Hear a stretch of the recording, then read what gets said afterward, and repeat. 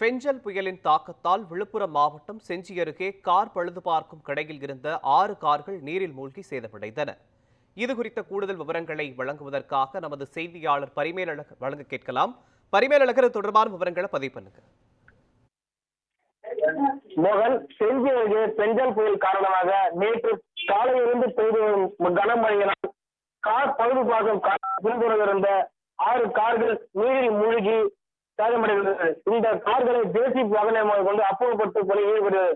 அதாவது பெஞ்சல் புயல் காரணமாக நேற்று அதிகாலை முதலே கனமழை பெய்து வந்த நிலையில் தற்போது வரை சூறை காற்றுடன் விழுப்புரம் மாவட்டம் முழுவதும் கனமழை பெய்து வருகிறது. இந்நிலையில பாத்தீங்கன்னா நேற்று நள்ளிரவுல சேகர் என்பவர் அவர் மெக்கானிக் வேலை செய்கிறவர். அவர் கார்களை எடுத்துட்டு வந்தார். வீட்டை பின்புறம் வந்து நிறுத்தி வந்தார். அந்த கார்கள் அனைத்தும் சங்கராபதி ஆற்றுக்கரையிலிருந்து வந்த மழை நீரால் அனைத்து கார்களும் முழுவதும் நிரம்பி அந்த கார்கள் அனைத்தும் மரத்தின் மேல் மோதி கொண்டு உணவுடன் நெருந்து கொண்ட சூழலில் காணப்பட்டது.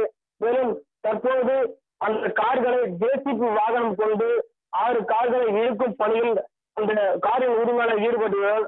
அது மட்டுமல்லாமல் செஞ்சி சுற்று வட்டாரத்தில் தொடர்ந்து கனமழை பெய்து வருவதால் செஞ்சி நகர் பகுதியில் முக்கிய பகுதியில் உள்ள பீயடிக்கரை மற்றும் முல்லை நகர் மற்றும் வஉசி நகர் பகுதிகளில் மழைநீரானது சூழ்ந்து இடுப்பளவு தேங்கி நிற்பதால் பொதுமக்கள் அத்தியாவசிய பொருட்களை வாங்கக்கூடிய வெளியே வராமல் தவித்து வருகின்றனர்.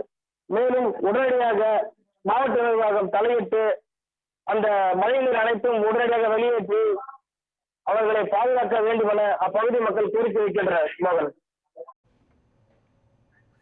விவரங்களுக்கு நன்றி பரிமேலழகர்.